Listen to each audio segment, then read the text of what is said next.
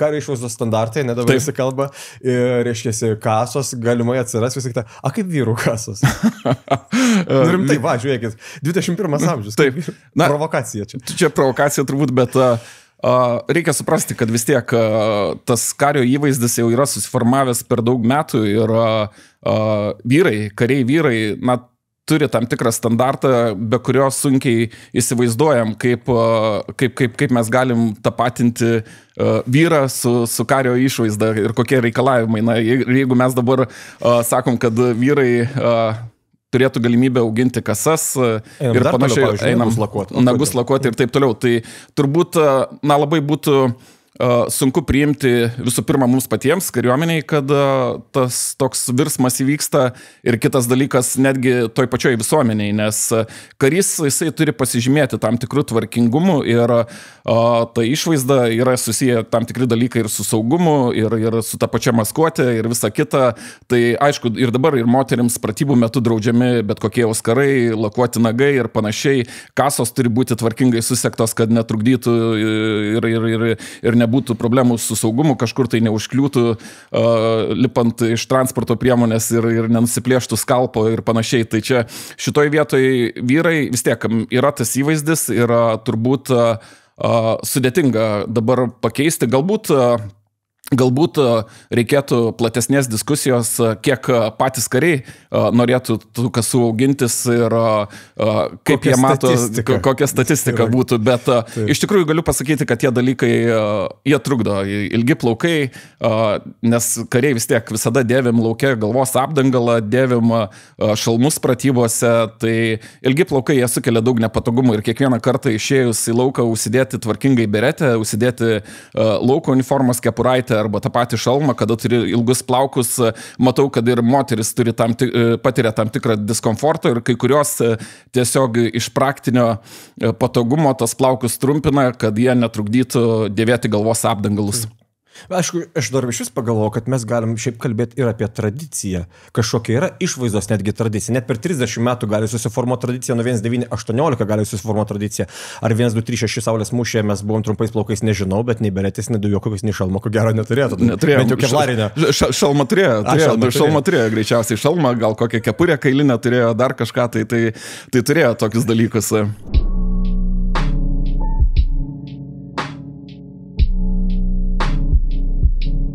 Labadiena visiems ir ačiū, kad klausotės ir žiūrite Lietuvos kariuomenės dienos tinklalaidę ir su ypatingu svečiu Lietuvos kariuomenės vyriausiųjų puskarininkių, seržantų majorų Dariumi Masiuliu. Sveiki, tamsta.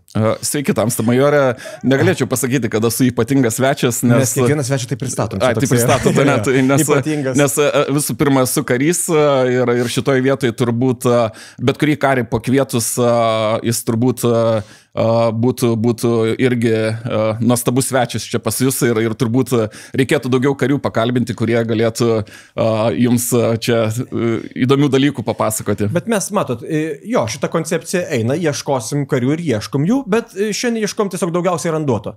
Kadangi kariuomenės diena, vis tik tai kalbėsime visus kitus karius, tai turi būti tas žmogus, kuris gali pakalbėti biškį apie kitus, ne tik tai apie savo asmeninę tarnybos patirtį. Tai va, ir aš turėjau tą klausimą, bet jas pasakius pamačiau, bet pasakykim visiems, šarvinė liemenė jūsų pirkta ar išduota valstybės? Išduota valstybės. O kodėl? Ar per brangų pirkta? Tiesiog dabar šarvinės liemenės niekada nepirkau. Mintimis iškart grįžau į tarnybos pradžią, tada iš vis Lietuvos kariuomeniai nebuvo šarvinių liemenių. Iš vis liemenių nebuvo. Bet pirkom kuprinės patys. Pirkom kuprinės, čia 95-6 metai, tai pirkom kuprinės, netgi pirkom tas sovietinės kuprinės, dar tos RD, tokios būdavo vadinamos, nes... Tokia brezento taip, pirkom kuprinytės, kad turėtumėm kažką patogaus, pratybose galėtumėm naudoti ir panašiai. Ir kitokius dėklus naudojom, kas buvo likę iš tos senos kariuomenės, sovietinės, bet šarvinės liemenės niekad nepirkau. O tai dabar irgi neturit, sakysim, ten kokia iš amerikiečio, kokia Pensilvanijos seno draugo, ten kokio dėklo čia ant pilvo, dar kažko, iš armijos civiliams, ne? Tokių dalykų tikrai turiu daug ir galiu prisipažinti, naudojau ir Afganistane papildomus dėklus misijos metu, bet šiuo metu tikrai, ką išduoda Lietuvos kariuomenė, tai tikrai mano atveju pakanka, galbūt karių, kurie vykdo taktinės užduotis, kurie treniruojasi šiandien, jiems reikalingi galbūt papildomi dėklai kažkokie, bet kalbame su kariais ir siūlom įtraukti į aprūpinimus arba siūlom įtraukti, kada organizuojam pirkimus, kad reikalingi kažkokie papildomi dėklai, kad jie atsirastų ir... Pavyzdžiui, žemėlapio kreivė mačio dėklų. Dėklų arba planšetinio kompiuterio dėklas ir panašiai. Tai, žinot, visokių poreikių atsiranda dabar su naujom technologijom ir su nauja įranga. O kiek metų kariuomenė šiai dienai esat skaičiuojat? Tai jeigu skaičiuoti privalomąją pradinę karo tarnybą, tai 29 metai. Sovietinės kariuomenės nematėte? Ne, nemačiau sovietinės kariuomenės, neteko. 29 metai, suktas gražus 30 metais kitais metais. Ir galvoju, žinot, 29 metai kariuomenė. Ar neatrodo, ar kartais nepama toks jausmas, kad jaunimas dabartinis, karien, PKT, ant tiek gerai gyvena ir vis dar randa ko pasiskūsti. Nėra tokio, kad kaip man buvo, pamatysit, Tai turbūt, žinokit... Ar jūs netoks žmogus ir neturi tokio jausmo? Ne, jausmas gal yra, bet aš galvoju, kad turbūt visi savo laiku turi kažkokių nepasitenkinimų, dėl ko norėtųsi įsikalbėti, ar, kaip sakom, pasiskūsti kažko, tai gal tik laikmečiai skiriasi, nes dabar turbūt nuolatinės privalomosios pradinės karo tarnybos kariai, jie visiškai kitokioje aplinkoje užaugę, visiškai kitaip būdavo bendraujama šeimuose, negu kai aš pats augau jaunas. Kada mušdavo vaikus ir panašiai. Panašiai ir turbūt ir mokyklai turbūt dar būdavo visokių atvejų pratybos, kur ir turbūt visokių įvykių nutikdavo. Dabar tikrai skirtumas yra didžiulis ir jaunas žmogus atėjęs į kariuomenę, turbūt jisai gal skundžiasi dėl to, kad yra jam neleidžiama naudotis telefonu visą laiką. Mes tuo metu telefonų neturėdavom, bet mes norėdavom daugiau laiko rūkyklai praleisti ir pasėdėti rūkyklai. Tai būdavo tokie dalykai, bet nes norėdavom pakalbėti tarpusavį, gyvai pabendrauti su kariais iš kitų kuopų, su kariais iš kitų padalinių, nes kitais atvejais nelabai būdavo laiko kažkur tai susitikti ir pasidalinti kareivinių naujienoms. Dabar turbūt kariai daugiau nori to individualaus laiko, kad galėtų su draugais už tvoros pabendrauti, kurie yra ne kareivinėse, telefone greičiausiai. Taip. O jaučiat, kad introvertiškesni biški dabar žmonės? Taip, tai čia tas turbūt ir Z kartos vienas iš atributų yra būtent tas introvertiškumas, kad žmonės labiau yra mėgstantis būti su savim ir su naujom technologijom išeina per jas į pasaulį. Tai o jūs pats koks esat, pavyzdžiui, labiau ekstravertas? Ekstravertas, tikrai ekstravertas. Gal šitom pareikom nelabai tiktų tas uždaras žmogus, nes tai turbūt, žinokit, tas gal, kaip jūs ir sakot, ir truputį tobulintinas dalykas mano asmenybėje, nes kartais gal ir per daug prikalbu, per agresyviai bendrauju ir noriu bendrauti, kartais net žmona jau juokauja, sako, galėtum 3 sakiniais pasakyti tą dalyką, ypač kai vakare paskambina vyr-puskarininkis, kurių nors pajėgų su kažkokiu klausimu, kurį norim aptarti arba pasiderinti kažkokias detalės ir tada iš tų 5 minučių pokalbis pasidaro pusę valandos trukmės ir žmona sako, tai Dariau, galėjai trumpai supasakoti, girdėdama, kiek aš ten užtrukau ir vis dar norėdamas įsitikinti, ar mane gerai suprato ir dar papildomai kažką pasakydamas nuo savęs. Tai čia turbūt viena iš tokių mano problemų, kad reikėtų konkrečiau, glaušiau ir... Gerai, tai mes labai konkrečiai per klausimus tada, nes laikas tinklalaidai ir ribotas yra, kada pradėjo rūkyti? Rūkyti pradėjau būtent nuolatiniai privalomoji karo 95 metais, bet 96 metais baigęs tarnybą ir baigiau rūkymą. Baigęs ant tada privalomoji pradinė karo tarnybą PKT vadinosi, teisingai. O tai šią dieną nerūkot? Ne. Cigarus mėgstu. Čia tas karinis tas toks jau, kur būna. Taip, cigarus su gera kompanija, išskirtinės progos metu kažkokios tikrai su kola stikliniai cigarą tikrai neatsisakau ir tikrai malonu pasėdėti, nes puikus bendravimas kaip ir prie kavos puodelio, taip ir prie cigarų peleninės galima gerai pabendrauti ir pakalbėti su...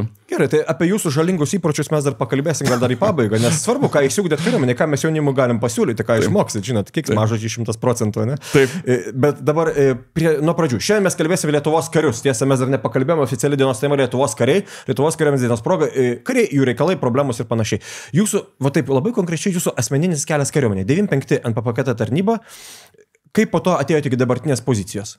Tai taip, jo, čia toks turbūt reikia ilgą istoriją būtų pasakoti, viską pabandysiu trumpai papasakoti ir netgi tokia kurioziška situacija buvo vienu momentu. Atlikau tarnybą privalomąją dar tuo metu pasienio policijoje, nes pasienio policija turėdavo karius, jaunus karius, tos privalomosios pradinės karo tarnybos, kurie irgi būdavo pasitelkiami jų užduočių vykdymui ir man pačiam teko pabaigti bazinius karinius mokymus Visagine, kur buvo pasieniečių mokymo centras. Tada teko tarnauti tokioj vartelių užkardoj, kur sueina 3 valstybių sienos, tai Lietuvos, Lenkijos ir Rusijos, ir po to dar teko patarnauti Klaipėdos užkardoj pasienio, kur ir pabaigiau savo privalomąją pradinę karo tarnybą. Tuo metu pasieniečiai siūlė labai aktyviai prisijungti prie jų ir likti jau liktinių pasienio gretuose, bet kažkaip pamaniau, kad gal užteks tos tarnybos, grįžau atgal į savo gimtinę ir Į kur, tarp kitko? Į Tauragės rajoną ir tenais netoli Kryžkalnio mano gimtinė, tai Kryžkalnis tikrai daug laiko yra praleista tenais aplink tas viesas vietovės, puikiai žinomos visos, tai Kryžkalnį ir žiūriu, kad po metų laiko daug kas pasikeitė, nebeliko draugų daug, stojo mokytis į aukštasias mokyklas, kiti susirado darbus ir žiūriu, kad iš tų aplinkinių, su kuo daugiausiai bendravau, likau vienas ir tada pradėjau galvoti, kažką reikia veikti. Ir tada šeima sako, nu ką, neblogai sekėsi privalomoji pradinė karo tarnyba, gal sako, pagalvok apie kariuomenę, jeigu nenori į pasienį, nes kariuomenė irgi ieško kadrų ir taip toliau. Tai kadangi artimiausias vienetas buvo Kęstučio batalionas Sakalinės miške, pabandžiau įsilieti jų gretas, bet žinot, tuo metu buvo tokie dalykai, kad sudėtinga ateiti į profesinę karo tarnybą buvo, ypač į kariuomenę, jeigu tarnavęs pasienio policijoje, tai truputį būdavo toks daugiau žiūrima per atranką, ar tikrai žemesnė gyvybės forma. Taip. Ir tada Kęstučio batalione tarnavo toksai kapitonas Survilas, dabartinio pulkininko leitenanto Antano Survilo tėtis, ir su juo pasikalbėjau, jisai, sako, Dariau, linkėjimai, tai aš prie progos pulkininkui leitenantui Survilui visada primenu, sakau, tėtis nenorėjo priimti manęs į kariuomenę, ir taip atsitiko, tai visada mes su Antanu turim vienas ką kitam pasakyti, susitikę, bet ta gerąją prasme. Tai kur pradėjo? Ir tada nuėjau į savanorių pajėgas. Tuo metu Tauragiai buvo 10 Kęstučio apygardos rinktinė. Dar skatas buvo? Dar skatas buvo. Skatas turėjo 10 rinktinių tuo metu ir viena iš jų buvo būtent Tauragiai ir Tauragiai įsidarbinau jau į profesinę karo tarnybą, būtent savanoriškai krašto apsaugos tarnybai, nuo ten ir pradėjau savo profesinės karo tarnybos kelią. Tai dabar gerai, per pajėgas einam. Buvot Kaspe, teisingai, ir po to buvot sausumos pajėgose. Taip, dar logistikos valdyboje buvau, dar vienas karjeros etapas. Tai kiek metų Kaspo kaip pajėgose praleista? Didžioji dalis vos? Didžioji dalis, nesuklyščiau, turbūt, jeigu taip greitai dabar skaičiuodamas, 16 arba 17 metų savanorių pajėgose praleidau. Tai teko irgi patarnauti ir Klaipėdos rinktiniai, Žemaičio apygardos 3 rinktiniai ir Dainavos apygardos 1 rinktiniai patarnauti teko. Nebloga tokia karjera. Šiaurė, pietus, rytai, vakarai. Tai teko tais tarnybos keliais pakeliauti po Lietuvą. Aišku, teko patarnauti ir NATO sąjungininkų vadavietei, vyriausiai vadavietei Šeipe 3 metus, tarp kitko 2004 Lietuvai įstojus į NATO, Lietuva įsipareigojo pildyti irgi pozicijas NATO štabe ir atitinkamai 2005 metais buvau vienas iš pirmųjų Lietuvos kariuomenės puskarininkių, kur išvažiavau tarnauti į sąjungininkų vadavietę Monse. Kaip su English tais laikais buvo? Su English buvo stiprus antras lygis ir tas iš tikrųjų lėmė, kad buvau skubiai atrinktas ir nusiustas tarnauti į sąjungininkų vadavimą. Taip. Nes jo, su English, tai mums ankstyvoji nepriklausomybė dar tai buvo sau. O tai galvoju, gerai, 19 metų Kaspė, po to logistikos pajėgos kažkiek po to sausumos pajėgos. Tiek daug metų pranešiaus bordinė beretė, skaudėjo keistis į kitą spalvą beretę, į žalę, pavyzdžiui, SP ateinant? Ar neskaudėjo? O taip fiziškai. Žinot, gal neskaudėjo taip, nes vis tiek tarnauja Lietuvos kariuomeniai, tarnauja Lietuvos valstybei ir taip, yra pas mus, tie skirtumai, kad ten, neskirtumai arba tiesiog tas pasididžiavimas, kuris atėjo į karo akademiją, dabar reikia žalią beretę užsidėti, taip, yra tie dalykai, taip, bet tu supranti, ir po šiai dienai savanorių pajėgų beretę turiu pas save kabinete stalčiui pasidėjęs kaip relikvija ir panašiai, bet tikrai tai nėra, nesupranti, kad jeigu tu nori kilti karjeroje ir nori pamatyti daugiau kažką, tai pažinti kažką tai daugiau, negali prisirišti prie vienų pajėgų arba prie vienos tarnybos vietos, nes turbūt galiu drąsiai pasakyti ir net paraginti kitus tuo pačiu dalyku pasiekti, kad ypač jaunus kareivius, kad, nebijokite, jeigu yra siūloma keisti tarnybos vietą ir matot, kad tikrai norit save pabandyti kitoj srity, ką aš ir padariau, pradėjau Tauragėj ir turbūt galėjau gal tarnauti Tauragėj, bet pasiūlė pereiti į Žemaičio apygardos 3 rinktinę į Klaipėdą, perėjau ir supranti, kad tu tobulėjai visom prasmėm, nes praplėti savo akiratį, paskiriamas į naujas pareigas, kuri irgi reikia įrodyti, kad gali jas puikiai atlikti, tada susimobilizuoji daugiau ir iš tikrųjų tas išėjimas, kaip mes dažnai kariai sakom, iš komforto zonos, jis padeda tau tobulėti.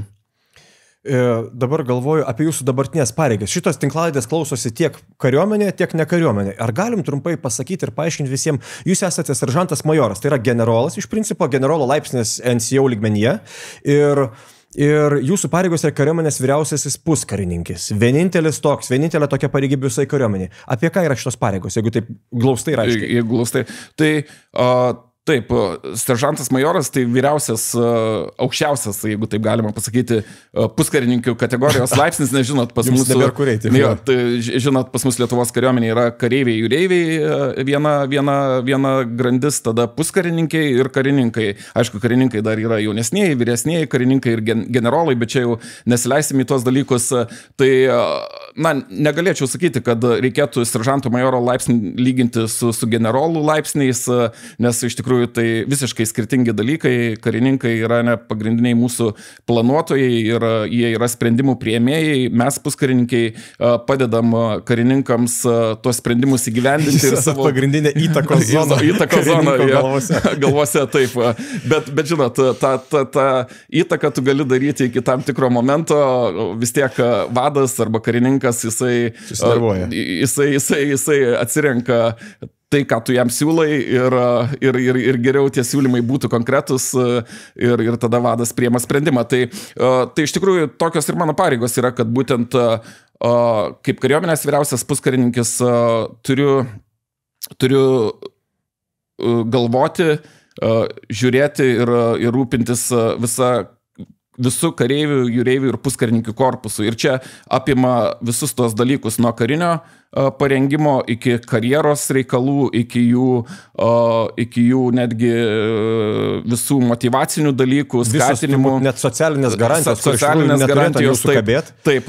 Prisikabina ant jūsų. Būtent ir visas gerbuvis karių ir kiti dalykai. Tai čia labai platus veiklos baras, taip pasakyčiau, bet daugiausiai turbūt taip. Aš atėjęs iš šitas pareigas daugiausiai dėmesio dedu į karinį rengimą, nes manau, kad tai yra visko pagrindas, kad mūsų kariuomenė būtų tvirta, tai yra visų pirmiausiai gerai parengti kariai, o tada antras dalykas, kur skiriu didžiulį dėmesį, tai mūsų kareivių, jūreivių ir puskarininkių karjera, nes norisi, kad tas karjeros kelias būtų aiškus, nes ir dabar susitikus su kariais jie užduoda kartais man klausimą tamsta, ką turėtumėm padaryti, kad per tuos 29 metus galėtumėm, kaip ir jūs, tapti tuo kariuomenės vyriausiųjų puskarininkių. Tai būtent čia ir yra ta karjera, kad žmonėms turi paaiškinti, žiūrėkit,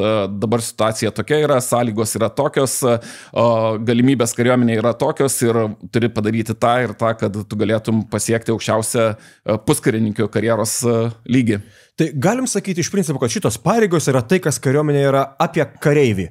Jums visiškai neskauda galvos dėl Panzerhaubitze 2000 pirkimų greičiausiai, teisingai? Dėl pirkimų neskauda, bet skauda, kaip yra ta priemonė prižiūrėta ir įsisavinta yra, ar turim parengtas įgulos, kurios gali šiandieną sėsti. Bet vėl, apie įgulos, apie žmonės, apie karius, jūs esate apie žmonės. Būtent apie žmonės, apie jų pasirengimą, apie technikos priežiūrą, apie tą visą dalyką, kas susiję. Disciplina, visa tvarka, visas. Taip. Rankos pagarbos atidavimo kampas delno prikelto. Taip. Nuberėte jūsų kaip nulieta, mačiau pakal čia ateitį. Gerai, tai tada klausimas, jūs dabar palei 100 dienų pareigose panašiai, čia ne per seniausiai vadas darė savo 100-dienio konferenciją. Jau spėjot kažkiek gal apvažiuoti dalį, susipažinti, apie kokias problemas dabar kalba kariai. Ir mes tinkladėse esam visai atviri, iš tikrųjų. Aš čia keletą irgi esu susirašęs tokių, kas karių labiausiai rūpė, visokies apie maistą, šaudimą, KFPT, ten išeiginės ir algas, avansus, kas galbūt net ne jūsų klausimas yra. Ką jūs girdite šiai dienai? Na, klausimų girdžiu daug ir įvairių. Tai pirmiausiai turbūt kariai klausia dėl turbūt... Kas labiausiai skauda? Kas skauda, taip.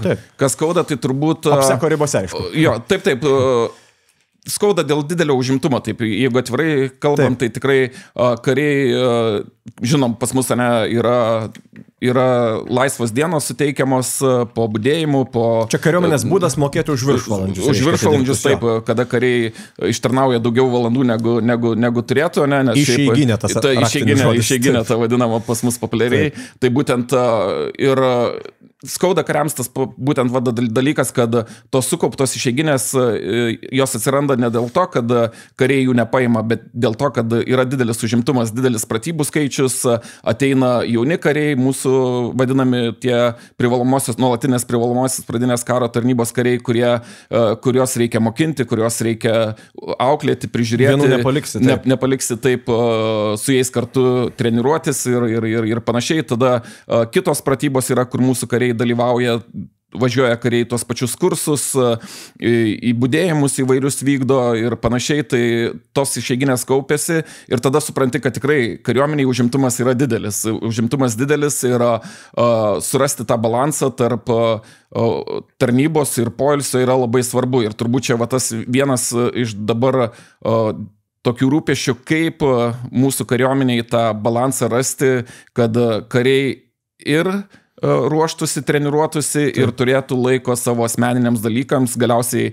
tam pačiam poilsiui, tam pačiam asmeniniam dalykam įspręsti ar klausimams, kurie susikaupia per tas tarnybos valandas arba tiesiog... Svarbus disclaimeris, kad mes čia neieškosim atsakymų tinklalaidėse, bet problemos identifikavimas yra pusė darbo. Ir mes tikrai atvirai nebijom pakalbėti apie kokias problemas, kurias turim. Nes čia aš net vieną klausimą buvau užsirašęs, kadangi tarnavom visi čia turbūt didžioji dalis kariuomenės yra tarnavę sausumos pajėgose kaip didžiausiam kariniam vienete. Reiškia, tada brigadose atitinkamai, batalionuose ir panašiai. Ir toks klausimas buvo, kaip suderinti šeimą ir tarnybą sausumos pajėgose. Ir iš tikrųjų šitas klausimas yra apie tai iš principo teisingai, apie tą karinį rengimą, apie pratybos kariuomenėje, juk yra multitaskinimo aukštuma čia pas mus yra. Taip. Ukraina ta pati problema. Negali pakeisti apkasuose, reiškia, esančių karių, nes trūksta personalo. Ir toksai, tai pas mus iš principo ta pati problema. Taip, tai yra ir čia turbūt ką ir kariai sako, svarbiausiai yra jiems žinoti aišku tvarkaraštį ir žinot, pas mus taip yra karinio rengimo planavimas, mes planuojam karinį rengimą vienetuose, kariai žino, kas laukia sekančias 2 savaitės, koks užimtumas, bet būna visko, žinot. Vagneris pasiskalambė taip, ir tada mūsų kariai skubiai aktyvuojami kažkokiam papildomam pratybom arba užduotim vykdyti ir tada tas visas planas sugriuvo ir tada šeimom reikia aiškinti, kodėl dabar... Aš jau vėl nebūsiu, tai šiandien turiu priežastį. Nes labai pasikeitė mano planas arba mano bataliono užduotis pasikeitė kažkokios ir aš dabar šiai dienai tikrai negalėsiu artimiausiu metu su jumis praleisti kelių savaitgalių arba kelių savaičių kartu, nes reikės daugiau būti tarnybos vietoje. Tai čia tas kariai ir sako, turbūt, kuo aiškesnis planas ir kuo tas užimtumas aiškesnis, tuo jiems padeda geriau susiplanuoti savo laiką ir taip atrasti tą balansą tarp šeimos, tarp asmeninių poreikių ir tarnybos. Tai čia turbūt ir sakyčiau, ir labai norėtųsi ir nebijoju, kad vienetų vadai, pradedant nuo kopų vadų, batalionų vadų ir aukščiau stengiasi tą planą sudėlioti taip, kad kariams būtų žinoma, bet nutinka gyvenimas, žinot, tas pats ir su budėjimais, nes vieni susirga, reikia skubiai ieškoti, kas pakeistų karį budėjime ir panašiai, tada kažkas kitas turi atsistoti į budėjimą ir tada vėl keičiasi ta situacija. Tai daug dalykų yra iš tikrųjų gyvas organizmas kariuomenėje ir mes turbūt šito neišvengsim, bet kariai būtent apie ką kalba, tai jie nori žinoti. Taip, čia yra pagrindas. Taip, ir lygiai taip pat irgi būna tokių dalykų, kada kariai sako tiesiog likus mažiau nei savaitai sužino, kad teks važiuoti į vieną ar kitą kursą, ar tai būtų specialybės kursas, kvalifikacijos kelimo kursas, ar netgi karjeros kursas. Ir vėl dėl įvairių priežasčių. Mažakas atsarginis buvo ir panašiai. Ir dabar sako, reikia važiuoti kažkur staigiai į kursą. Bet turbūt čia ir kalbėjau su mūsų sąjungininkais amerikiečiais. Jie lygiai su tokiam problemom susiduria. Ir jie sako, kad būsimi čempionai, man patiko tas apibrėžimas, jie būtent apie tuos karius, kurie įsiskiria lyderio savybėm, kurie turi tą potencialą ateityje tapti tais vyriausiais puskarininkais, jie juos vadina būsimais čempionais. Tai sako, būsimas čempionas turi būti pasiruošęs bet kada. Ir jeigu jisai tikrai sako, žiūrėkit, dabar atsidarė langas tau išvažiuoti į karjeros kursą, jisai turi turbūt priimti šitą dalyką, važiuoti, nes tai yra galimybė puikiai jam galbūt netgi anksčiau pasibaigti tą kursą ir turbūt karys dėl to neturėtų pykti. Nes visada yra kas kitas išvažiuos, jeigu tu neišvažiuosi. Jeigu tu atsiras visada, taip. O dabar galvoju, kokie gal metai projektų, gal 1,5 metų apmokėjimų išeiginės, jeigu tokį pastebėjote. Kaip jūsų žinios, pavyzdžiui, veikia ar neveikia ta sistema? Dabar kaip tik pradėjau gilintis. Kaip jūs ją žiūrit, pavyzdžiui, įdomu, ar pinigais gali sumokėti už laiką? Pinigais už laiką turbūt negali sumokėti, nes... Nors, aišku, mes vis laik tai darom, nes skiriam taip, savo laiką ir gaunam algas. Gal filosofiškai žiūrint, ne? Jo, bet turbūt...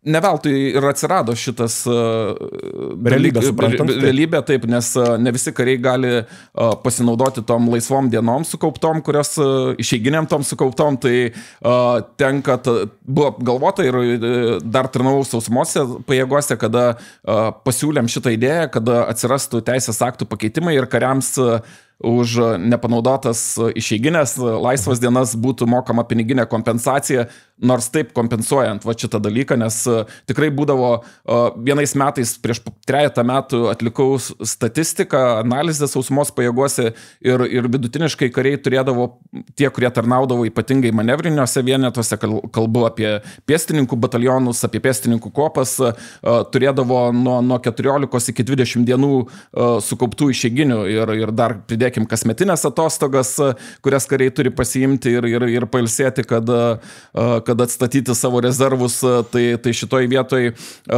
tikrai galvojom ir ką pasiūlyti, ir buvo pasiūlyta, kad kompensuoti laisvas dienas. O kaip ta sistema veikia, dar kol kas stebima? Kol kas stebima, labai jauna sistema. Taip, 2 metai, jeigu neklystu, ir kol kas girdžiu, kad yra taisytinų dalykų ir dabar kaip tik pradėjau domėtis, kur tie klausimai stringa, kodėl ne visi kariai, nes jau pasiekė informaciją, kad turbūt gal dėl mūsų tam tikrų, nepasakyčiau biurokratinių dalykų, bet, vis tiek yra įstatymai, kurių negali apeiti. Negali apeiti, procedūros yra ir iš tikrųjų galbūt yra vienetuose, kai kur skirtingai suprantami tie dalykai, kaip tai gali būti taikoma ir panašiai. Nes tai yra naujas dalykas ir naujas dalykas yra. Tai čia šitoj vietoje reikėtų dar pasižiūrėti ir sakau, pradėjau žiūrėti, nes tikrai susitinkant su kariai kalba apie tai, kad šitas mechanizmas kol kas dar neveikia taip kur mano išeiginės arba kur mano pinigai. Taip, tai čia... Gerai, turiu paruošęs provokacinių klausimų, kadangi mūsų šiandien yra kariuomenės dienos išvakarės, tai laikas labai spaudžia. Provokacinis klausimas. Jūsų mėgstamiausias sauso davinio variantas? Tikiuosi prigavau. Prigavot, jo, bet aš sakyčiau antras. Antras, palaukit, čia bus kokio nors antras porinis, reiškia, yra žemės riešutai, o ne šitie migdolai. Migdolai, taip. Aha. Taip. Kariuomenės vadas neprisiminė jokio numerio. Antras, nes turbūt kažkaip gal ir... Bet aišku, gal matuojat, tai senais sausakais gal dar matuojat, nes pirmas būdavo su vištiena. Taip. Labai senais laikais. Dabar pirmas jau kada nebe su vištiena, man atrodo. Aš gal klystu, bet antras, man atrodo, su grikiais ir su kiauliena, ar ne toks yra. Reikėtų pasižiūrėti dar. Dabar užtrolins mus komentarus, jeigu netas. Kada šiaip valgėt sauseką paskutinį kartą? Sauseką valgiau pavasarį, kovo mėnesį, bet buvo amerikietiškas. Lankiausi Allied Spirit pratybose Vokietijoje, kur dalyvavo mūsų Lonų kopa ir buvau prisijungęs prie jų keletą dienų ir kaip kariui amerikiečiai išdavė sausus maisto davinius, tai valgiau amerikietiškus sauso maisto davinius būtent pratybose. Gerai, provokaciniai toliau klausimai galima, gerai, nes žiūrimumas per juos išaugo visą laiką. Kaip žiūrite į nesankcionuotus antsiuvus ant rankovių? Antrą kuopą, vilkai ten ir panašiai. Bet čia požiūrio klausiu, o ne reglamentavimo. Požiūris žiūriu blogai. Pats tokį nešiojat ar ne? Antsiuvų? Ne, nešioju, matot, neturiu. Turiu daug antsiuvų visokiausių, nes ir likę nuo pratybų, ir likę nuo buvusių tarnybos vietų, bet tai jau yra istorija, o dabar kariai, kurie nori nešioti papildomus antsiuvus, tai tiesiog mano paprasta rekomendacija yra turėkit tai kai suvenyrą, kad ir vidiniai švarko kišeniai turėkit papildomai prisisegę prie savo asmeninės kuprinės, jeigu norit, bet kariuomenė yra kariuomeniai nustatyti aiškus ženklai, kuriuos privalom nešioti ir kuriuos galim nešioti. Papildomi ženklai, sukuria tam tikrą betvarkės iliuziją. Betvarkės iliuziją. Noriu pasakyti, kad kariuomenės požymis vis dar yra tvarka. Jis visada toks buvo, žinokit. Turėtų dar būti, ne? Tai jis ir yra toksai, žinokit, tai čia nuo tvarkos ir prasideda visi dalykai. Kaip sakau, mažas blogas dalykas gali sugriauti pačius geriausius ketinimus. Arba jeigu nori pakeisti pasaulį, pradėk nuo pasiklojimo lovos, kaip sakėt. Taip, būtent čia šitas jo dalykas žinomas, bet iš tikrųjų taip, tvarka, tai nes, galiausiai disciplina, galbūt aš pasakyčiau, kaip mes kitaip kariškai vadinam tvarką, jinai duoda mums tą dalyką, kad be jos mes turbūt ir mūšio metu nesugebėtumėm karių priversti daryti tai, ką gali būti sunku daryti. Tai šitoj vietoj per tą paprastą tvarkos užtikrinimą mes ugdom discipliną ir tada turbūt tas padeda mums ruoštis, kad dieną X kariai nebejotų savo vadų sprendimais ir nebejotų savo gebėjimais, kad gali padaryti, ko iš jų tikimasi. Tik tai turbūt disciplina kartais žmonės labai siaurai supranta, nes, pavyzdžiui, prisiversti pamiegoti irgi disciplina, teisingai. Kada yra laikas miegoti, kad po to būtum kovingas per operaciją. Per operaciją, taip. O ne braižyti savo ugnies kortelę, nes labai reikia tobulai braižyti. Pasakysiu, turbūt tas kariui prisiversti pamiegoti nebūdinga. Nekyla problemų, turbūt, jeigu karys dalyvauja pratybose arba dalyvauja kažkur kitur. Pratybose pagrindė tai tikrai kariui nekyla problemų su miegu, nes visą laiką jo trūksta. Gerai, užakcentuosim dar jūsų irgi kariuomenės įpročiai, užakcentuosim pabaigoje, jeigu spėsim. Gerai, dabar kalbama viešoje erdvėje labai daug apie didelės investicijas į kariuomenės biudžetą, apie skolinimąsi 10 milijardų ir panašiai, bet žmonės nesupranta, kad ne ten problema kariuomenės. Problema yra batuose ir barzdose. Ir šitos du kritinius klausimus, jeigu mes įspręsim, valstybė bus saugi. Koks jūsų požiūris? Tai vėl provokacinis klausimas. Provokacinis klausimas, taip čia. Nes reglamentavimas dar, nežinau koks, pakibęs ore turbūt. Nepakibęs ore yra dabar kalbam apie tai, kol kas aiškiai žinom, kada turim nešioti tai, kas išduota, avėti, dėvėti, kas išduota ir privalom to laikytis.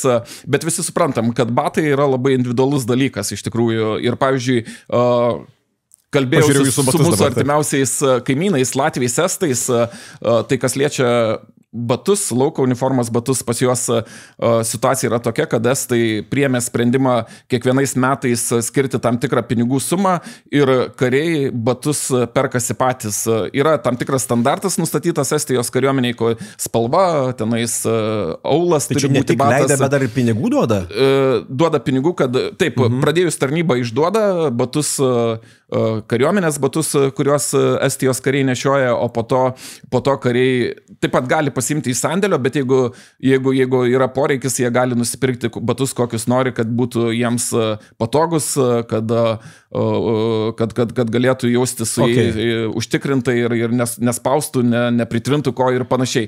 Latvijai irgi išduoda batus visiems kariams kariuomenės, bet leidžia nešioti savo kariuomenės batus, savo įsigytus batus, kad priklausomai vėl nuo kario pėdų, nes, kaip sakiau, labai individualus dalykas.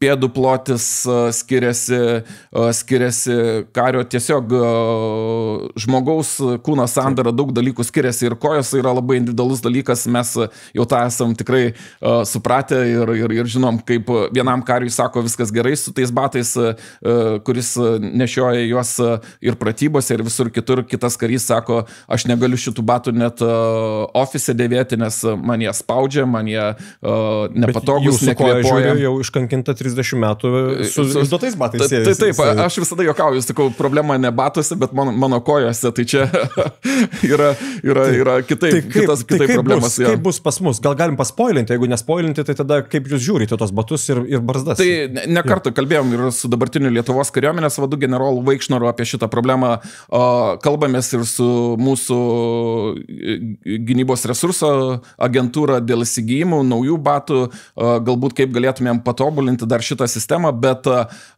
pasiūlymas dabar yra ir kariuomenės vadas yra pritaręs, kad pratybų metu kariams leisti nešioti savo batus, kurie irgi taip turi atitikti tam tikrus dalykus, nes, žinom, batai yra skirti tam, kad apsaugoti kario pėdą nuo išorės visokių veiksnių, nuo sužalojimų, nuo pasitempimų tų paprasčiausiai, nes tarp kitko įdomus dalykas, palėtėm tą temą, tai neseniai varčiau tam tikrą išmoktų pamokų medžiagą iš Ukrainos ir ukrainiečių kariuomenė pažymi, kad daug sužalojimų yra nesusiję su sakykime, kulkomis, skeveldromis, su tais kinetiniais kažkokiais veiksniais, o grinai nuo tokių dalykų kaip kojų įsisukimai, kojų įsilaužimai, būtent nes kariai daugeliu atveju šoka iš mašinų, šoka į apkasus, betonas griuvėsiai ir daugybė traumų būtent kojų srity,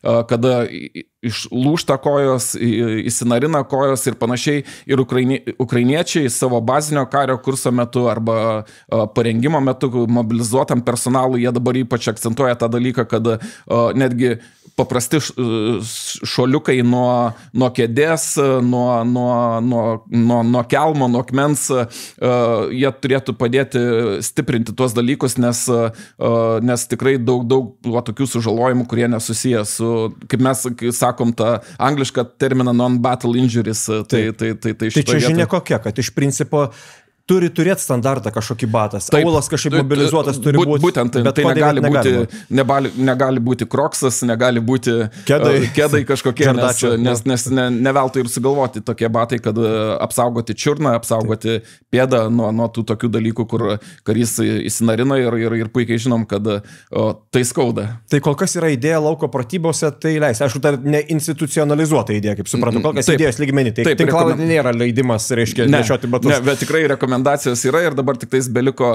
mums sutarti ir ypatingai čia svarbus vyr puskarininkių vaidmuo, kad, vėl nepasidarytų betvarkė visoje kariuomeniai, nes žinom, kada kažką pražiūrėjom kažką tai ir tada mes turim skirtingą supratimą, nes turbūt vėl atsiras tokių dalykų, kad ir štabuose tarnaujantys sakys, tai ir mes norėtumėm dėvėti, nemanau, kad turėtumėm leisti štabuose dėvėti savo batus, nes tikrai mes vis tiek esam kariuomenė, kuri pagrinde treniruojamės veikti mūšio sąlygoms ir svarbiausia yra, kad kariai būtų šitam tam pasiruošę.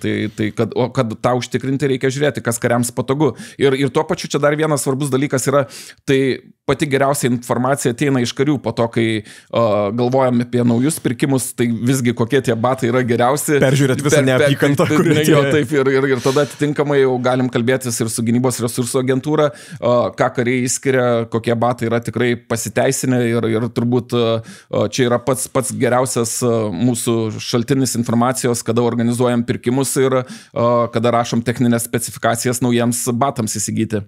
Gerai, tai pat kalbėjau dabar apie tarnybą štabuose, štabams reiškiasi galima išduoti tos pačius batus. Ar sutinkat, kad yra lengvesnių ir sunkesnių tarnybos vietų kariuomeniai? Kaip galvojat?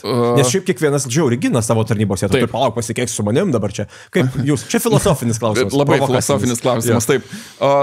Turbūt čia priklauso nuo požiūrio, žinokit. Vienam, aš netgi pasakysiu, vėlgi kalbantis su tais pačiais kariais, ir vienam tarnyba štabe atrodo kaip pats didžiausias iššūkis gyvenime, koks tai gali būti, ir kada prašai kario arba kalbėsi su kariu, kad iš pėstininkų kopos pereitų tarnauti į štabą, nes mums dabar reikia S3 arba S2 specialistą. Arba į fadą. Ir tada tenais kariai, ne, sako, aš tikrai jau tamsta, tada geriau palikit mane pėstininkų kopui, skiriaus vadu dar 10 metų, aš tikrai nenoriu eiti niekur į štabą tarnauti ir panašiai. Tai čia labai sunku palyginti, o kiti žmonės, kiti kariai, jie tiesiog pratarnauja tam tikrą laiką kopui, sako, viskas, atsikandau šitos kariškos romantikos, atsikandau šitų dalykų, noriu dabar kažkur truputį gal tos ramesnės tarnybos, aš nesakyčiau lengvesnės, bet ir ramesnė turbūt negali pasakyti, kad štabe ta tarnyba yra ramesnė, kartais gal netgi... Gal lietaus ir sniego prasme ramesnė. Taip, ramesnė, taip. Gal o iššūkių problemų radiatorius visada yra multitaskingo prasme. Taip, tai čia yra labai... O atvirkštinių esat matęs atveju, kad kabinetinis užsisėdėjo ir nenori į pėstininkus, nors tu jau nušaukai. Yra, tikrai yra. Su tokiais. Tai va, čia vienas iš mano irgi siekinių per šitą kadenciją dar pabandyti pažiūrėti, kaip mes galėtumėm patobulinti kareivių, jūreivių ir puskarininkių karjeros koncepciją, nes, kaip žinot, jinai buvo pasirašyta 21 metais. Turim koncepciją, pagal kurią planuojam ir organizuojam ir vykdom kareivių, jūreivių ir puskarininkių karjerą.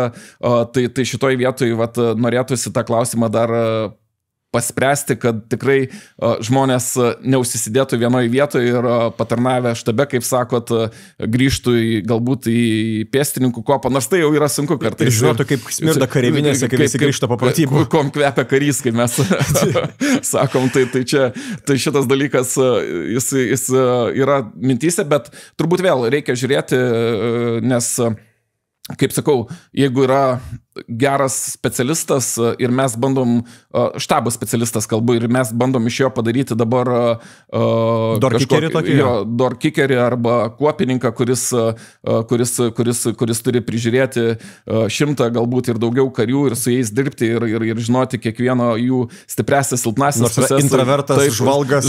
Jo, tai čia, žinokit, tai yra sudėtingas dalykas. Tai, ir tada turi pasižiūrėti, kas iš tikro. Plus dar, kiek yra investuota į tą karį, čia vėl susidūrėm dažnai kariuomeniai, kad kartais žmogus pasibaigia savo pareigoms reikalingus specialybės, kvalifikacijos kursus. Master Gunneris kokiam vilkas. Taip, ir staiga jisai po pusės metų sako, aš jau nebenoriu. Čia kartografijos centrą aš noriu tarnauti ten, kur kažkur. Tai čia šitie dalykai irgi jie yra labai svarbus ir labai svarbu kalbėti su kariais, kad žiūrėkite, mes jūs investuojam daug pagal jūsų pareigas ir panašiai. Ir norėtųsi, kad tas kaip pasirinktas karjeros modelis arba karjeros kelias, jis būtų daugiau mažiau vienodas, kad nebūtų taip, kad mes investavom didžiulius pinigus, o paskui staiga žmogus pasirenka, pereina į kitą sritį. Provokacinis sekantis klausimas. Kuris tarnybos būdas yra svarbiausias? Kuris neša kariuomenę pečių, jūsų nuomonė, jeigu toks yra, arba kuriam labiausiai dėmesio dabar trūksta? NPPKT iš visų pusių išreklamuoti, profesinė karo tarnyba, KASPAS, SNKT, dar kažkas, kuris iš jų yra nešantis kariuomenę ant pečių, kaip galvojat? Asmeninė jūsų vardo ir pavardės nuomonė. Nuomonė, taip. Aš sakyčiau profesinės karo tarnybos kariai. Nes tikrai viskas ant jų laikosi, aš paprastai pasakysiu, ar tai būtų skyriaus vadas, ar tai būtų bataliono vadas, viskas nuo jų priklauso, kaip patogiai arba gerai tarnyboje jaučiasi tas jaunas karys, tik vakar atėjęs pas mus į kariuomenę, kaip sekasi kariui savanoriui, kaip sekasi pašauktam rezervo kariui, būtent viskas priklauso nuo profesinės karo tarnybos karių. Ir čia turbūt svarbiausias yra segmentas mūsų kariuomeniai, tai yra būtent profesinės karo tarnybos kariai ir jų tasai gebėjimas suburti arba apjungti tuos kitus mūsų tarnybos būdus.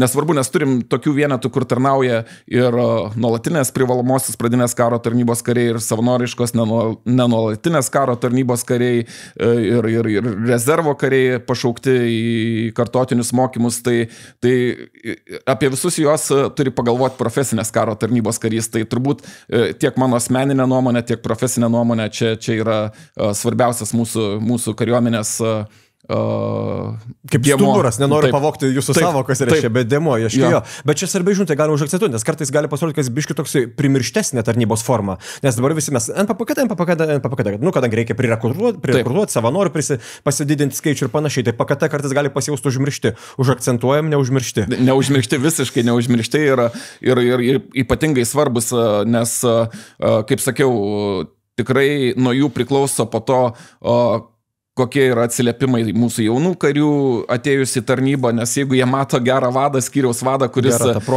gerą profą, kuris įkvėpia savo pavyzdžių, kuris įkvėpia to betarpiškų bendravimų, kuris netgi sugeba tą jauną karį pasirinkti profesinę karo tarnybą po šios tarnybos, arba netgi tie patys mūsų krašto apsaugos savanorių pajėgų kariai, kurie profesiniai karo tarnybos, PKT kariai, kurios, žinot, kuopose turim. Laiko visą mechanizmą. Laiko visą mechanizmą ir ypatingai svarbus kuopos vadas, kuopininkas, intendantas, dabar dar turim 4 profesinės karo tarnybos karį Kaspo kuopose, tai ginkluotės priežiūros specialistas, tai iš tikrųjų tie žmonės brandolys yra ir nuo to brandolio priklauso tada, kaip kariai savanoriai gausiai ateina į pratybas, su kokiais įspūdžiais jie po pratybų išeina, tai būtent pasikartosiu, viskas sukasi apie profesinės karo tarnybos karį, ar tai būtų reguliarus batalionas, ar tai būtų savanorių pajėgų rinktinė, ar tai būtų kiti vienetai, kur ateina mūsų rezervo kariai tarnauti. Tai čia pasakysiu taip, kad profesinės karo tarnybos karys yra svarbiausia šiai dienai, mano galva. Ar jūs šaudė? Šaudė? Taip, ar jūs šaudė? Gyvenime per 30 metų į jūs taip. Jūs esat kariuomeniai karys, ar jūs šaudė? Pasakysiu taip, kad pasisekė turbūt ir nešaudė. Afganistane buvo teisingai? Taip, Afganistane buvo. Pagė ar kažkokia tokia? Pagė provincijos atkūrimo grupė. Neužsirovėt, ne? Ne, neužsirovėt. Arba sugebėdavom taip įsisukti, kad... O į šelterį eidavot ar miegodavot? Į šelterį teko eiti. Miegodavot jau čia, ne? Į šelterį teko eiti. Teko į šelterį eiti ir teko būti Bagramo bazėje, kur amerikiečių didžiulė bazė buvo į šiaurę nuo Kabulo berods, tai tenais teko ne vieną naktį šelterį praleisti.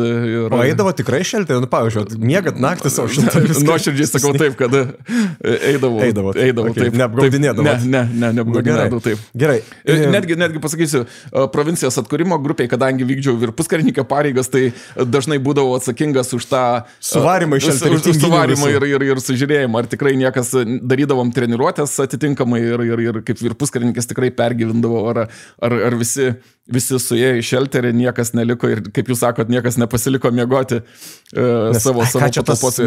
Minosvaidis taip, nepataikys. Gerai, mes judam link pabaigos, tai dabar norisi svarbų klausimą, tada porą provokacinių. Nu, jūs čia būsit 5 metus. Turit kokį nors tikslą įsibrėžęs? Ką norit, kokį paminklą po savęs palikti? Paminklą tai tikrai nenoriu palikti, nes dar norėčiau. Gali būti ir darbų pavidalų, teisės aktų pavidalų, barzdų pavidalų, ne.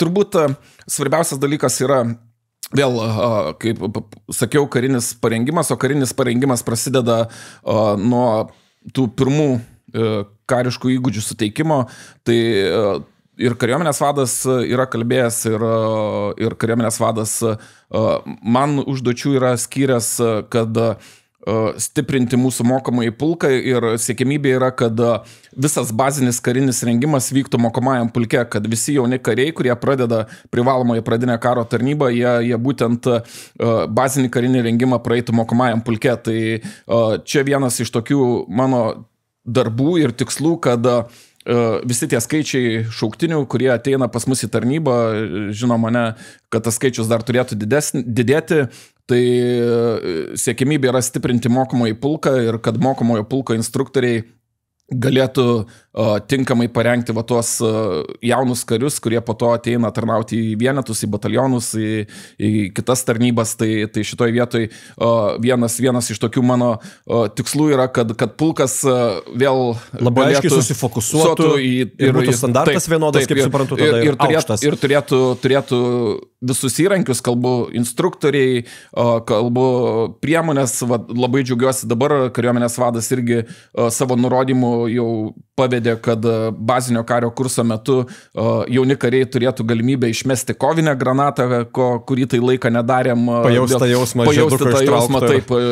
Tai šitoj vietoj tas sukuria tą tikrai tokį, supranti, ką karys turi mokėti ir netgi, aš sakau, turbūt kelia pasidžiavimą, nes, žinot, aš jau kietas esu, pabandžiau mesti granatą ir panašiai, ir jaunam žmogui tai yra be galo svarbu iš tikrųjų, nes tu nugali tam tikrą ir baimę, nes kiti tikrai, aš dirbęs su jaunais kariais ir kada ateini mesti granatos ir matai tas drebančias rankas, tai supranti, kad, tikrai tas dalykas yra svarbus ir kariai turi jausti tą pasitikėjimą, o pasitikėjimas ateina per realistišką rengimą, tai šitoj vietoj būtent norim, kad pagrindas būtų suteikiamas, tvirtas pagrindas būtų suteikiamas mokomajam pulke ir nuo ten kariai startuotų. O kitas dalykas, tai mūsų Lietuvos kariuomenės mokykla, kur yra puskarininkių mokykla, kurioje organizuojami visi karjeros kursai mūsų ateities čempionams, tai šitoj vietoj irgi skiriu didžiulį dėmesį puskarininkių mokyklai ir kaip juokėmės, mano pirmas darbinis vizitas buvo į puskarininkių mokyklą, čia žinot, kaip mane sako, kaip politikai arba kaip kažkurie į Lenkiją važiuoja, taip, kariuomenės vyriausias puskarininkis nuvyko į Lietuvos kariuomenės mokyklą. Čia žinutė ir tikrai skiriam didelį dėmesį mūsų puskarininkų mokyklai, norisi, kad jinai išlaikytų tą gerą vardą, nes iš tikrųjų tas požiūris, dabar kalbu su kariais, kurie grįžta po karjeros kursų, stipriai yra pasikeitęs nuo to, kas būdavo anksčiau ir tai didelė dėka yra būtent Lietuvos kariuomenės mokyklos vadovybės ir personalo, kuris ten dirba, tarnauja, dėka tas pasikeitė mūsų karjeros kursai puskarininkų mokyklos, tai norisi šitą dalyką išlaikyti, jeigu reikia, matom kažką tai pridėti, patobulinti, tai tikrai esu pasiruošęs ir klausiu pajėgų, ką reikėtų pakeisti karjeros kursuose, tai čia tokie tikslai. Ir aišku, kitas dalykas, kuris turbūt paminklo nepastatys, bet reikės daug dirbti, tai su nauja šaukimo sistema, nes, kaip žinot, nuo 26 metų turėtumėm startuoti su nauja mūsų su naujų privalomosios pradinės karo tarnybos modeliu, kur kariai tarnaus 9, 6 mėnesius, netgi 3 mėnesius, galbūt ir 2 mėnesius, kurie turi sveikatos problemų, tai šitoj vietoj turbūt kaip kariuomenės puskarininkiui reikės daug pastangų įdėti ir gilintis, kaip tą sistemą įgyvendinti, kokius patarimus duoti kariuomenės vadui, kad šita sistema veiktų ir kad mes galėtumėm priimti tos skaičius šauktinių, kurie yra suplanuoti ir atitinkamai organizuoti pagal tai visą karinį rengimą. Tai čia turbūt tie dalykai. Ir aišku, aprūpinimo klausimas, nes, žinot, viskas tobulėja, keičiasi. Kariai visada blogai, nori vieną kartą sako, reikia didelės kuprinės, kitą kartą sako mažos kuprinės ir panašiai. Tai čia šitoj vietoj, žinot, palaikyti pulsą ir nes karių aprūpinimas irgi, taip, mano dienotvarkė yra vienas iš prioritetų ir norisi, kad kariai gautų tai, kas jiems leistų ruoštis ir patogiai jaustis tiek dėvint aprangą, tiek naudojant kariuomenės įrangą.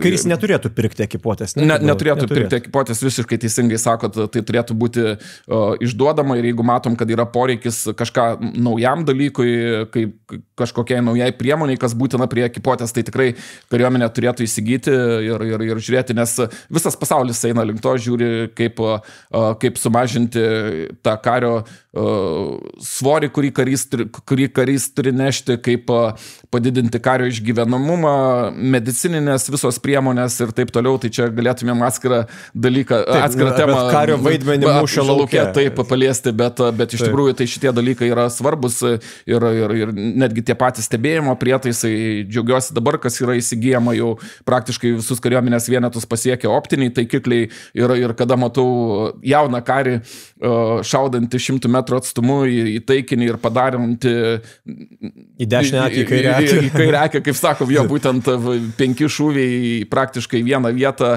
tai tikrai džiugina ir parodo, kad šitos sistemos labai padeda. Nu ką, 2 paskutiniai klausimai.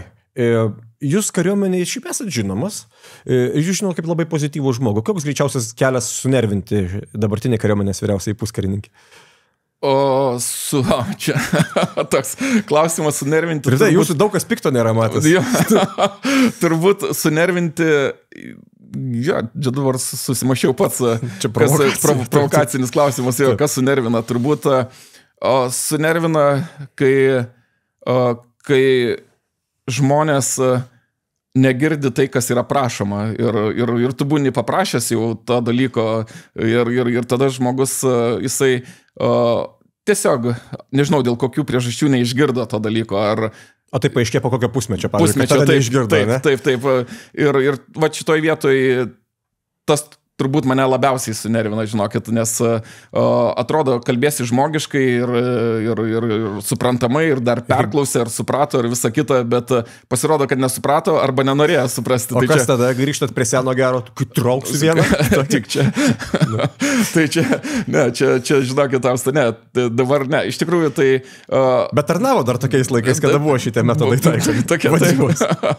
Būdavo motyvacinės priemonės, kai mes sakom, tai šitoj vietoj ne, iš tikrųjų nuvilia toks žmogus ir tada, ypač jeigu kartojasi tas, tai tikrai sakau, na žiūrėkit, mes toli taip nekeliausim ir tada tikrai, kaip sakant, nesinori kažko blogo daryti ar dar kažką tai, bet supranti, kad žmogus paprasčiausiai nepatikimas. Priemonės yra numatytos. Drausmės statute, tai taip.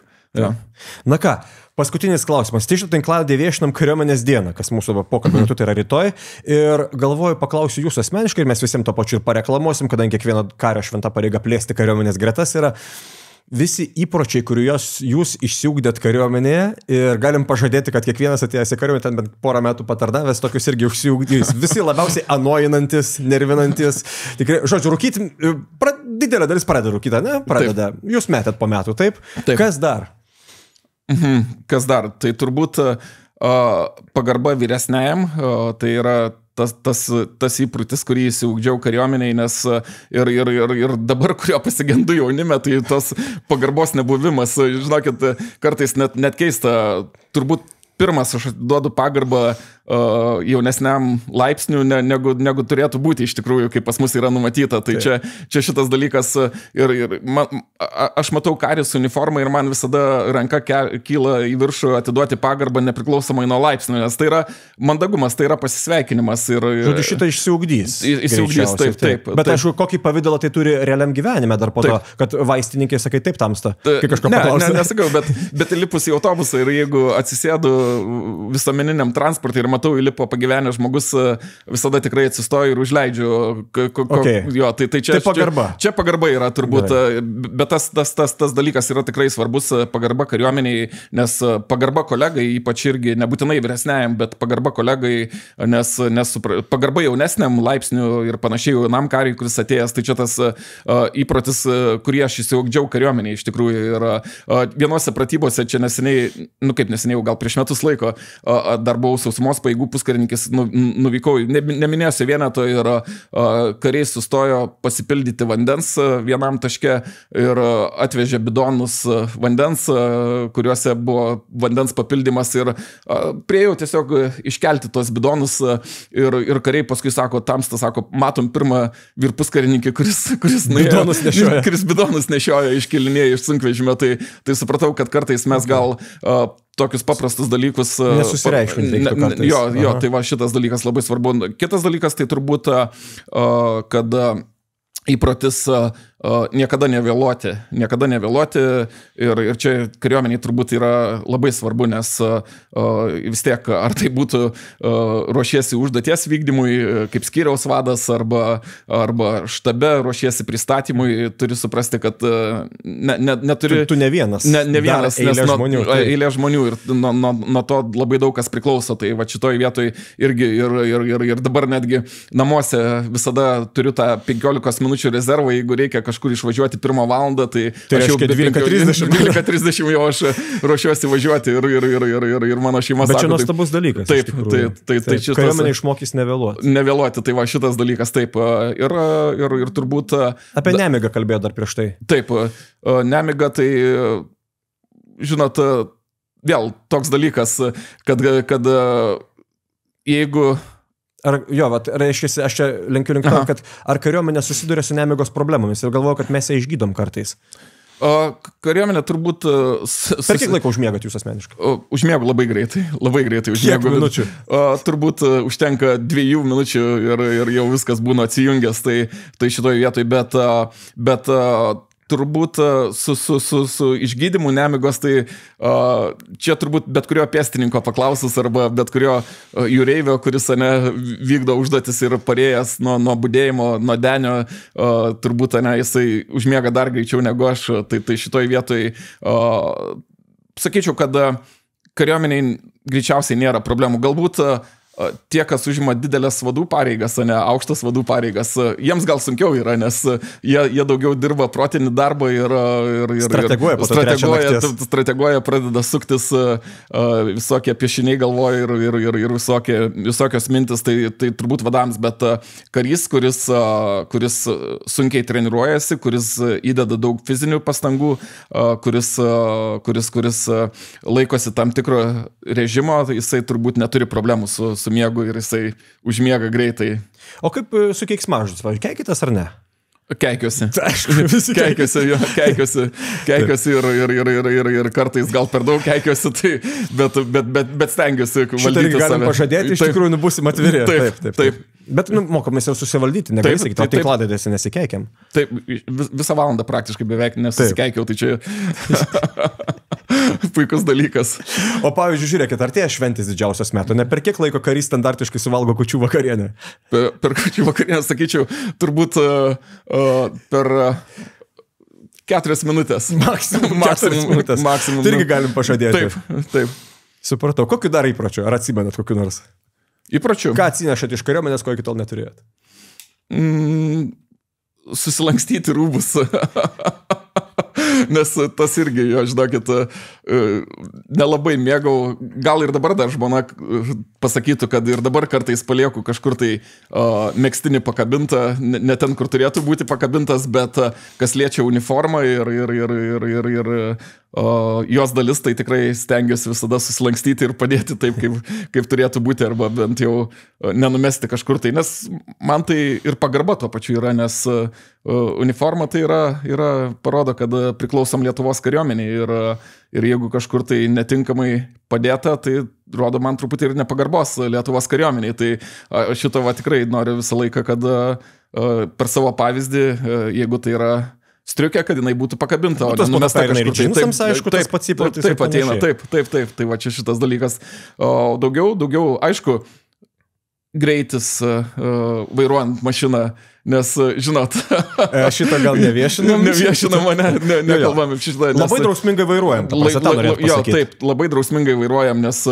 Visur būnam laiku. Laiku, pasiskaičiuojam tą laiką, nes va čia irgi toks, kur tikrai... turim ir kalbam su vairuotojais, kurie vairuoja mūsų karinės transporto priemonės ir visa kita, kad ypatingai svarbu laikytis kelių eismo taisyklių. Ir turbūt kariuomenėje šitą irgi įsiugdžiau, nes tikrai nesu šventasis ir esu baustas už kelių eismo taisyklių pažeidimus, bet kartais ne iš piktos valios, žinot, tiesiog sustoji ten, kur neturėjai sustoti. Tiesiog taip. Tai šitoj vietoj irgi manau, kad kariuomenė šitą įsiugdžiau, kad labai svarbu laikytis taisyklių, tame tarp ir kelių eismo taisyklių. Kągi, aš vis tiek dar vieną klausimą galvoju, pabaigai mes užakcentuosim, kadangi kariuomenės dienos tinklalaidė, kalbėjome apie karius, ar galim pasakyti ir patvirtinti dar iš jūsų asmens, kad šiai dienai, pakol dar karių nėra pakeitę robotai mūšio lauke, mes vis dar kariuomeniai manom, kad Center of Gravity mūšio lauke vis tik yra karys. Tai taip, ir netgi atsiradus robotams vis tiek žmogus liks tas Center of Gravity ir nebejoju, kad nesvarbu, taip, dirbtinis intelektas, kas ten bebūtų, dar kažkas, tai vis tiek žmogus bus tasai savininkas visų tų dalykų ir nuo žmogaus priklausys tas galutinis veiksmas, kuris bus atliekamas, ar tai būtų robotas, ar tai būtų kažkokia kita sistema, viskas priklausys nuo žmogaus. Ir taip, ar tai palengvina mūsų tam tikras užduotis, tai tikrai ir žinoma, ne, dronai ir žvalgyba ir visa kita, tie dalykai labai stipriai padeda vykdyti užduotis, bet vis tiek, jais operuoja žmonės, operuoja kariai, tik tais aišku, vėl reikalingi kiti įgūdžiai, reikalingas kitas supratimas ir šitoj vietoj karys visada jis išliks pagrindinis dalykas, kuris operuos bet kokią sistemą. Tai čia aš nežinau, nebent gal tiek daug negaliu žiūrėti, kaip viskas atrodys po 100 metų ir panašiai, bet tikiu, kad nebus taip, kad sistemos veiktų be karių priežiūrų, nebus taip vis tiek. Ačiū Jums už pokalbį. Ačiū Jums.